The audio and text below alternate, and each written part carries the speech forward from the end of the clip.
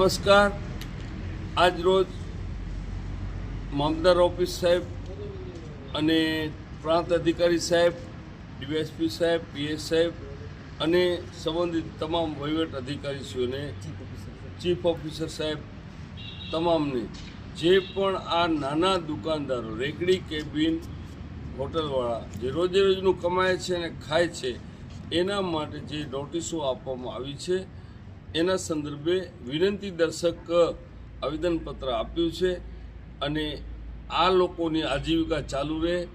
આ જે દબાણ છે એ પાકું પાયે પઈ નથી। રેકડી કેબિન એટલે હરતું ફરતું કહેવાય અને કાચું કહેવાય, તો એના માટે રિક્વેસ્ટ આપી છે દયાની દ્રષ્ટિ અને આ લોકોની આજીવિકા ન છીનવાય। એમાં ઘણા બીમાર છે, ટેબ્લેટ ખાય છે, ડાયાબિટીસવાળા, પ્રેશરવાળા બધા છે।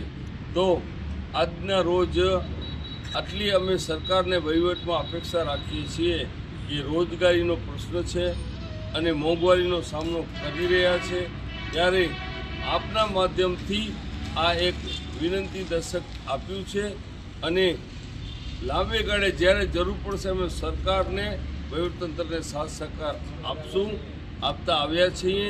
અમે કોઈ પણ જેને કહેવાય ને કે ઘણી જગ્યાએ ટ્રાફિક થાય એવી અમારી દુકાનની આગળ કોઈ પણ એવું અમે રાખતા નથી। હું આ સંસ્થાના પ્રમુખને નાતે રિક્વેસ્ટ અને જેટલા ધંધાદારીઓ છે એ સપોર્ટમાં છીએ, પણ રોજીરોટી ન છીનવાય એ એક માત્ર વિનંતી દર્શક છે। યોગ્ય અધિકારીઓએ આના માટે નિર્ણય લઈ અને રસ્તો કાઢી આપવા વિનંતી છે। અસ્તુ।